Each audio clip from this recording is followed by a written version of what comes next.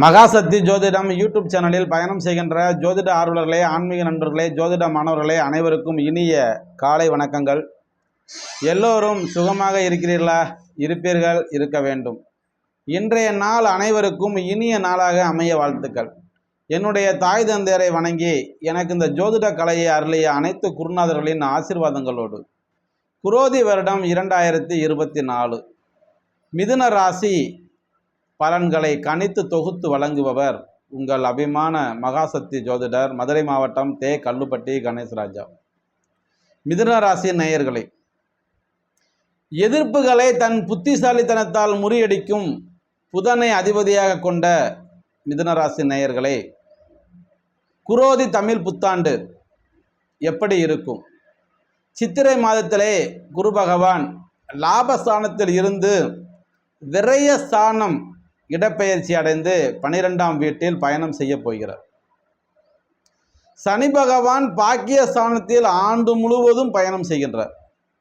ராகு பகவான் உங்கள் ராசிக்கு 10ஆம் வீட்டிலும், கேது பகவான் உங்கள் ராசிக்கு 4ஆம் வீட்டிலும் ஆண்டு முழுவதும் பயணம் செய்வார்கள். சனி பகவான் ஆண்டின் இறுதியில் கும்ப ராசியில் இருந்து மீன ராசிக்கு இடப்பெயர்ச்சி ஆகிறார். 10ஆம் வீடான தொழில் ஸ்தானத்தில் சனி இடம் மாறுவார். அப்போ ராகு சனி கூட்டணி, குரு பகவானுடைய பார்வை போன்றவையால் மிதுன ராசியில் பிறந்தவர்களுக்கு குரோதி தமிழ் புத்தாண்டு மிக பெரிய மாற்றத்தை ஏற்படுத்த போகிறது என்று சொன்னால் மிகையாகாது. உங்கள் ராசிக்கு தைரிய வீட்டில் இந்த ஆண்டு பிறப்பதால், அதாவது 3ஆம் இடத்திலிருந்து இந்த ஆண்டு பிறப்பதால் எதையுமே தள்ளி போடாமல் தெளிவாக முடிவெடுப்பீர்கள். இரத்த அழுத்தம், நீரிழிவு நோயெல்லாம் கட்டுப்பாட்டுக்குள் வரும். இளைய சகோதர வழிகளில் இருந்த சிக்கல்கள் தீரும். பூர்வீக சொத்து பங்கு நமக்கு கிடைக்க வேண்டியது கண்டிப்பாக கிடைக்கும். மனம் வருத்தப்படாதீர்கள். இந்த ஆண்டு தொடக்கம் முதல் 30/4/2024 வரை குரு பகவான் உங்கள் ராசிக்கு லாப வீட்டில் வலுவாக காணப்படுவதால் திடீர் பணவரவு உண்டாகும். நீண்ட நாட்களாக எதிர்பார்த்த பணம் கைக்கு வந்து சேரும். கொடுக்கல் வாங்கலில் இருந்த பிரச்சனை படிப்படியாக குறையும்.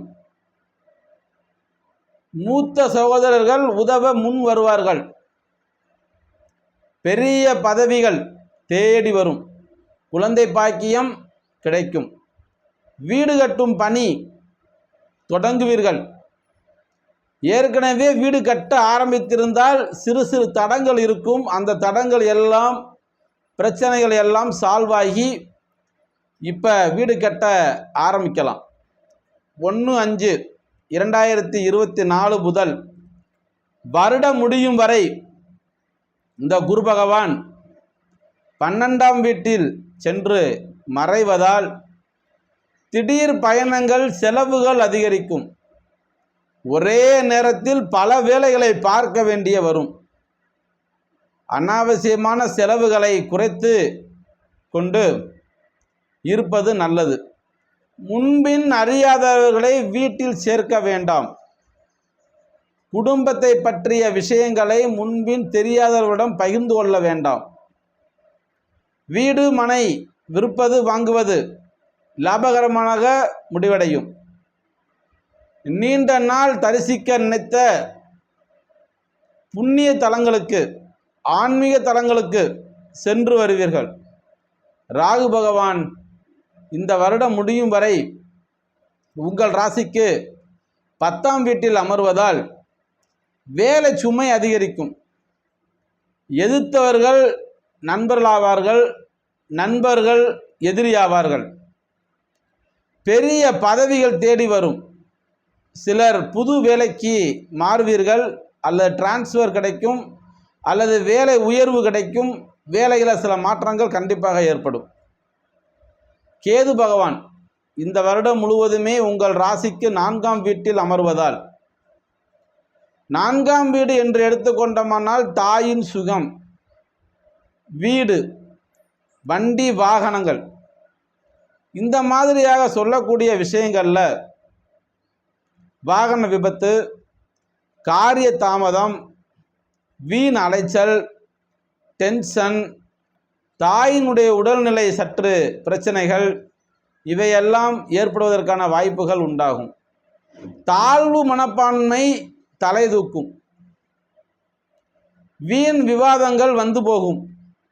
அவ்வப்போது மற்றவர்களைப் போல நம்பாமல் சுதந்திரமாக முடிவெடுத்து வீடு மனை வாங்குவது, விற்பது, இந்த மாதிரியான காரியங்களை ரொம்ப நிதானத்தோடு கடைபிடிப்பது நல்ல மாற்றத்தை உண்டாக்கும்.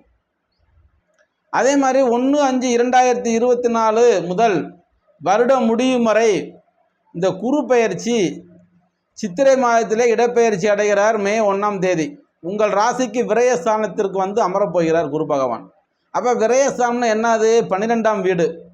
அந்த வீட்டுக்கு வருவதால் திடீர் பணவரவு, திடீர் செலவுகள், ஒரே நேரத்தில் பல வேலைகளை செய்வது, அதே நேரத்தில் அனாவசியமான செலவுகளை குறைத்து கொள்வது, இந்த மாதிரி வேலைகளெல்லாம் நம்ம கண்டிப்பாக கவனமுடன் கையாளுவது நல்லது.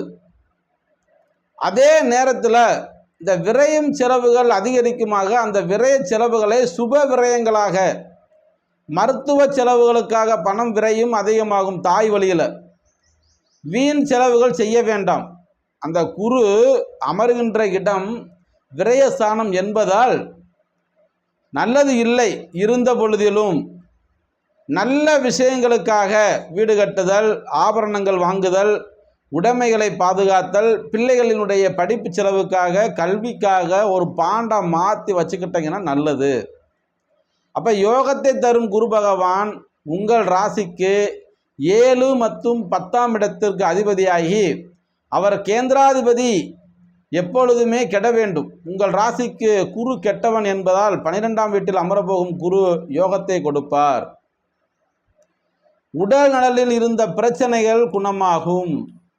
நீண்ட நாட்களாக இருந்து வந்து கொண்டிருந்த அந்த வழக்குகள் சமரசமாக ஏற்படும். வெற்றி கொடுக்கும். குடும்பத்தில் ஒரு சந்தோஷம் உண்டாகும். மன குழப்பம் நீங்கும். கடன் பிரச்சனை நீங்கும். வாடகை வீட்டில் வசித்தவர்களுக்கு சொந்த வீடு வாங்கும் யோகமும் அமைப்பையும் இந்த குரு பகவான் ஏற்படுத்தி தருவார். இது நாள் வரை இருந்த அந்த கடன் பிரச்சனைகள் நீங்கும். மாணவ செல்வங்களுக்கு ஒரு அற்புதமான ஒரு மாற்றத்தை தரப்போகிறது. கல்வி கற்பதில் இருந்த தடைகள் நீங்கி மீண்டும் புதிய உத்வேகத்தையும் கல்வியில் கற்பீர்கள். தேர்வில் வெற்றி வாகை சூடுவீர்கள். வெளிநாடு வேலைக்காக காத்திருந்தவர்களுக்கு விமான பயணத்திற்கு தயாராக வேண்டிய காலம் மிக அருகில். தோஷங்கள் தீர்க்கும் குரு பார்வை 12ஆம் வீட்டில் இருந்து 4, 6, 8ஆம் வீடுகள் மீது விடுவதால் சொத்து சுகம் சேர்க்கை ஏற்படும். வீடு வண்டி வாகனங்கள் வாங்கலாம். சுப விரய செலவுகள் என்பதால் பிரச்சனை இல்லை. 6ஆம் வீடு ருணருத்துஸ்தானம் என்று சொல்லக்கூடிய ஸ்தானம். கடன் வாங்கி இன்னொரு கடனை அடைக்க முற்படுவீர்கள். வாட்டி வதைத்து கொண்டிருந்த நோய்களிலிருந்து தீர்வீர்கள். ஆயுள் அதிகமாகும். அவமானங்கள் நீங்கும். பெண்களால் இருந்து வந்த தோஷங்கள் நீங்கும். தாலி பாக்கியம் அதிகரிக்கும். சனிதரு தோஷங்கள் அப்படின்னு எடுத்துக்கிட்டிங்கன்னா, அஷ்டம சனியால் கடந்த சில ஆண்டுகளாகவே பண பிரச்சனைகளும் கடன் பிரச்சனைகளையும் திக்கி தவித்து வந்த நீங்கள் பொருளாதார நிலைமை சீரடைய போகிறது. பணம் கேட்டு நெருக்கடி கொடுத்தவர்களுக்கு இனி உங்களை புரிந்து கொள்வார்கள். கடன் பிரச்சனைகளால் சிலர் தற்கொலை வரை சென்று கொண்டிருப்பீர்கள். சனி பகவான் பாக்கியஸ்தானத்தில் பயணம் செய்வதால் கஷ்டங்களில் இருந்து கடன் பிரச்சனை விடுதலை பெறப் போகிறீர்கள். அப்போ இந்த குரோதி ஆண்டு முதல் உங்கள் பொற்காலம் ஆரம்பமாகிறது. பாக்கிய சனி நிறைந்த பதவி உயர்வை தேடித்தரப் போகிறார். கடந்த காலங்களில் வேலையை இழந்தவர்களுக்கு இனி இந்த வருடம் கண்டிப்பாக அதே வேலை கிடைக்கும், அதே பதவி கிடைக்கும், அதே வருமானம் கிடைக்கும். பொருளாதாரம் வளம் கொளிக்கும். தடைப்பட்ட சுபகாரியங்கள் இனி மளமளவென்று நடைபெறப் போகின்றது. திருமணங்கள் கைகூடி வரும். திருமணம் முடிந்து குழந்தைக்காக காத்திருப்பவர்களுக்கு புத்திர பாக்கியம் கைகூடி வரும். பள்ளி மாணவர்களுக்கு இனி பாடங்கள் புரியும். படித்து முடித்துவிட்டு வேலைக்காக காத்திருப்பவர்களுக்கு நல்ல வேலை கிடைக்கும்.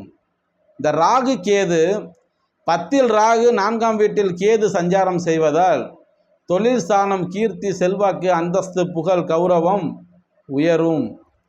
அப்போ கேது பகவான் வருடம் முழுவதும் உங்கள் ராசியின் 4ஆம் வீட்டில் அமருவதால் ஏற்பட்ட சின்ன சின்ன பிரச்சனைகள் எல்லாம் மாறும். ஆக பங்குதாரர்கள் அவ்வப்போது புலம்பி ஒத்துழைப்பார்கள். ஆகஸ்ட், அக்டோபர், நவம்பர் மாதங்களில் புதிய ஒப்பந்தங்கள் கையெழுத்தாகும். புதிய கிளைகள் தொடங்குவீர்கள்.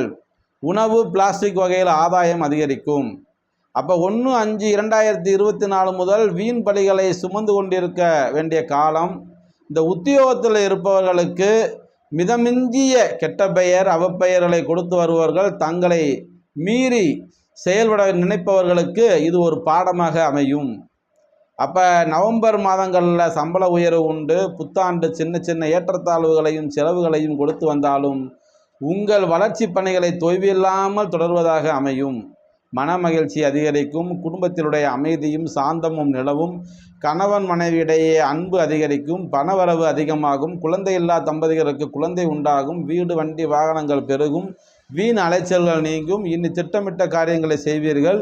வியாபாரத்தில் புதிய யுத்திகளையும் கையாண்டு வருமானத்தை பெருக்குவீர்கள். வியாழக்கிழமை அன்று குரு பகவானுக்கு நெய் தீபம் ஏற்றி வழிபடுவது மிகுந்த சிறப்பை தரும். மகாசக்தி ஜோதிடம் யூடியூப் சேனலை சப்ஸ்கிரைப் செய்யாத ஆன்மீக நண்பர்கள் சப்ஸ்கிரைப் செய்து கொண்டு பக்கத்தில் உள்ள பெல் பட்டனை அழுத்தி தொடர்ந்து ஆதரவு கொடுத்து குருவருளும் திருவருளும் பெற்றிட வேண்டுமாய் கேட்டு விடைபெறுகிறேன். நன்றி. வாழ்க வளமுடன்.